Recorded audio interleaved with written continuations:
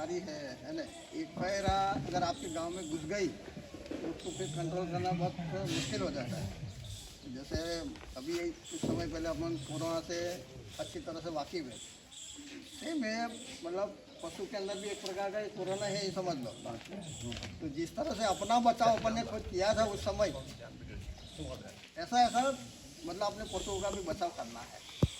तो उसके लिए क्या क्या सावधानी रखनी है जो हमारे डॉक्टर साहब आपको बताएंगे, ताकि बीमारी आने से पहले इसको हम कैसे रोक सकते हैं। अगर एक तरह बीमारी आएगी उसके बाद तो कंट्रोल होना भारी काम हो जाता है। बीमारी नहीं आए उससे पहले हम कैसे तैयारी करते हैं उसके बारे में डॉक्टर साहब बताएंगे आप। और उसकी कोई दवाई इतनी बहुत महंगी भी नहीं है, कुछ चीज़ें अपने घर में ही है, उसका केवल ध्यान रख के समय पे उसका उपयोग कर लोगे तो बीमारी आएगी नहीं। आप सभी को राम राम। शुरुआत कहाँ से हुई थी बीमारी की? मैं सबसे पहले अपना परिचय देता हूँ। मैं डॉक्टर अनुज दीक्षित उदयपुर वाइफ से आया हूँ आप लोगों के बीच में। और जैसा कि आप न्यूज़पेपर में अखबार में पढ़ते होंगे कि अभी राजस्थान में डेली हज़ारों गाय डेली मर रही है ना, सिर्फ और सिर्फ लंपी स्किन डिजीज़ के कारण, जिसको LSD भी बोलते हैं, हिंदी में गांठदार त्वचा रोग भी बोलते हैं, है ना। तो मैं आप लोगों को बताता हूँ ये होती कैसे है, आई कहाँ से है। ये इंडिया की बीमारी नहीं है, जैसे कोरोना हमारे बीच का नहीं था ना, चाइना से आया था, ऐसे ही ये बीमारी साउथ अफ्रीका से चल के आई है ना। हमारे यहाँ ये बीमारी पहले नहीं थी। हमारे यहाँ पहला केस इसका 2020 में आया, है ना। उसके बाद में ये सबसे पहले पाकिस्तान से बाड़मेर होते हुए राजस्थान में एंटर करी, और धीरे धीरे पूरा राजस्थान, आज की डेट में पूरा राजस्थान चपेट में आ गया। आप धौलपुर को देख लो या चित्तौड़ को देख लो, कोटा को देख लो, MP से जितने भी बॉर्डर लगते हैं या गुजरात से लगते हैं या UP से लगते हैं, हर जगह पूरे राजस्थान में ये बीमारी फैली हुई है और हज़ारों की संख्या में गाय डेली मर रही है। तो अपन नहीं चाहते कि अपने एरिया में भी ऐसा हो, क्योंकि अपन बचाव कैसे करते हैं, अगर पड़ोसी के घर में बीमारी आ गई तो अपन सावधानी पहले लेते हैं ना। तो राजस्थान कौन है?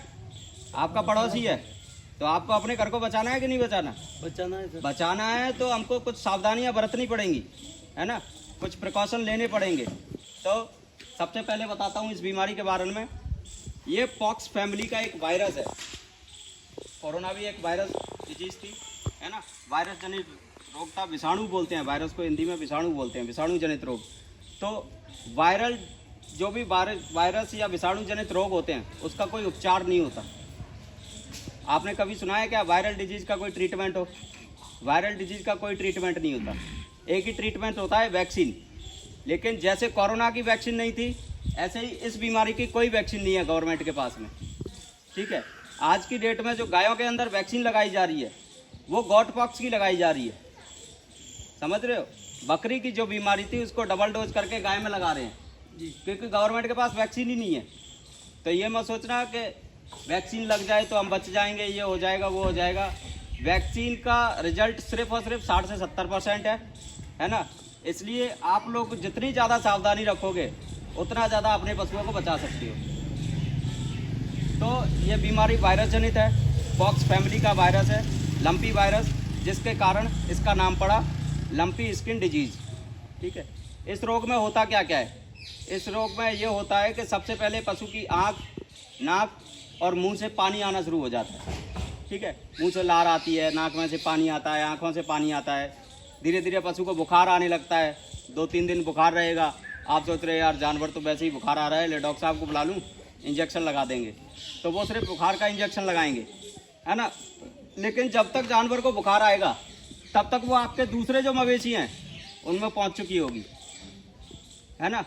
इसलिए जैसे भी आप लक्षण देखो कि आँख से आंसू आ रहे हैं, नाक से पानी आ रहा है, मुंह से लार आ रही है, सबसे पहले उस जानवर को अलग कर दो, है ना। दूसरे स्वस्थ पशुओं से उस जानवर को अलग करना है। बुखार आता है, धीरे धीरे 3 से 4 दिन में पशु के शरीर पे गांठें बन जाती हैं, है ना। वो गांठें धीरे धीरे 4 से 5 दिन में घाव में परिवर्तित हो जाती हैं, है ना। जैसे पहले गांठ बनेगी, फिर गांठ का घाव बन जाएगा, उस घाव में कीड़े पड़ जाएंगे, इन्फेक्शन पड़ जाएगा, और धीरे धीरे पशु और कमज़ोर होता जाएगा, और कमज़ोर होते होते मर जाएगा, ठीक है। यही कंडीशन हो रही है। पूरे शरीर पर गांठें हो जाती हैं, पैरों के बीच में जो खुर होते हैं उनमें घाव बन जाते हैं, पैरों में सूजन आ जाती है, पशु चल नहीं पाता है ठीक से, खा नहीं पाता है। तो ये सारे लक्षण होते हैं इस बीमारी के। अब उपचार क्या है? उपचार सिर्फ और सिर्फ यही है कि बचाव ही उपचार है। ठीक है, एक बार ये बीमारी आ गई तो कुछ नहीं है। मृत्यु दर ज़्यादा नहीं है बीमारी की, सिर्फ 3 से 5% जानवर ही मरते हैं। ठीक है, लेकिन जैसे एक पशु को हो गई, दूसरे में भी आएगी, दूसरे से तीसरे में भी आएगी, तीसरे से चौथे में भी आएगी। ठीक है, अब आप सोचो कि फैलती कैसे है? एक पशु में आ गई तो दूसरे में कैसे होगी? छुआछूत वाला रोग तो नहीं है। तो छुआछूत वाला ऐसा कुछ रोग नहीं है। ठीक है, ये बीमारी फैलाने का मुख्य कारण है मच्छर, मक्खी, चीचड़ी, जू, जितने भी ऐसे परजीवी हैं जो पशु का खून चूसते हैं, है ना, उनके कारण ये दूसरे पशु में ट्रांसफर होती है। दूसरी चीज है कि पशु की नाक, जैसे जो भी नाक से पानी आता है, मुंह से लार आती है। अब पशु जानवर पानी पीने गया, कोई जानवर में लंपी वायरस हो गया, लेकिन लोगों को पता नहीं है। गांव में कोई सार्वजनिक स्थान ऐसा होता है ना कि गांव में हर पशु वहां जाके पानी पीता है। जब आप चराने लेके जाते हो, एक ऐसा कुंडा बना होता है कि जहाँ सब जानवर पानी पीते हैं, तो उसमें उसके नाक लार चली गई। अब वो क्या है कि वो घर बन गया बीमारी का। वहाँ जितने भी पशु आके पानी पियेंगे सबको हो जाएगी, है ना। तो अभी तो ये बचाव करने हैं कि आप जब भी जानवर को घर से बाहर लेके जाते हो, कोशिश करो कि जानवर को घर पर ही चारा प्रोवाइड करवा सको इस टाइम पे। ठीक है, अगर फिर भी बाहर ले जाने की ज़रूरत पड़ती है तो कोशिश करो कि पानी आप घर से पिला के लेके जाए।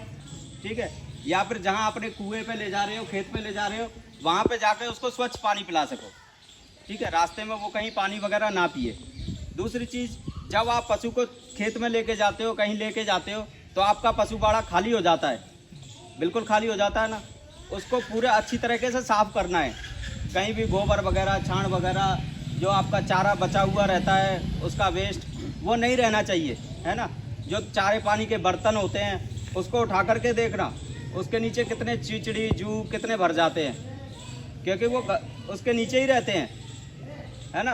तो उनको उठा के पूरी तरीके से साफ़ करना है। बाड़े में अगर साइपरमेथ्रिन दवा है आप लोगों के पास में, नहीं है तो मार्केट से 15 ml की शीशी आती है ना, वो दवा लेकर के 2 लीटर पानी में 1 ml मिलानी है, पूरे बाड़े में छिड़काव करना है। जानवर के ऊपर चिचड़ी वगैरह नहीं होनी चाहिए, इस चीज़ का विशेष ध्यान रखना है ना। जानवर के ऊपर चिचड़ी तो वैसे भी नहीं रहनी चाहिए, बीमारी हो या ना हो, क्योंकि चिचड़ी क्या करती है, खून पीती है, और जितना चिचड़ी खून पिएगी उतना जानवर दूध कम देगा, है ना, उतना जानवर दूध कम देगा। हाँ, तो ये थे कुछ बीमारी के बारे में जानकारी। दूसरा क्या है कि चलो अपन ने बचाव कर लिया, इतने सारे बचाव कर लिए अपन ने, उसके बावजूद भी अपने यहाँ बीमारी आ गई तो क्या करें? एक जानवर में आ गई, अब आ गई तो ऐसा तो है नहीं कि साहब घर से बाहर ही भगा दें उस जानवर को। अपने को भी कोरोना हुआ था तो अपन भी घर वालों की देख रेख की थी ना, तो ऐसे ही उस जानवर की भी देख रेख करनी है। सबसे पहले उस जानवर को लेके घर के अलग कोने में बांधना है ना, जहाँ बिल्कुल साफ़ सफाई हो, उसके लिए अलग चारे, अलग पानी की व्यवस्था करनी है। दूसरे जानवरों के टच में ना आए वो जानवर, है ना, उसकी देख रेख करनी है। उसको दवाई टाइम टू टाइम देनी है। फिटकरी के पानी से उसको नहलाना है, समझ रहे हो। नीम का पत्ता और फिटकरी के पानी को बॉईल करके उसको नहलाना है, ठीक है।